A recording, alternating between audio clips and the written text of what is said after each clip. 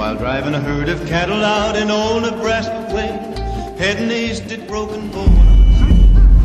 San Andreas Fault is a massive transform boundary where the Pacific Plate and North American Plate grind past each other. As these plates move, stress builds up over time.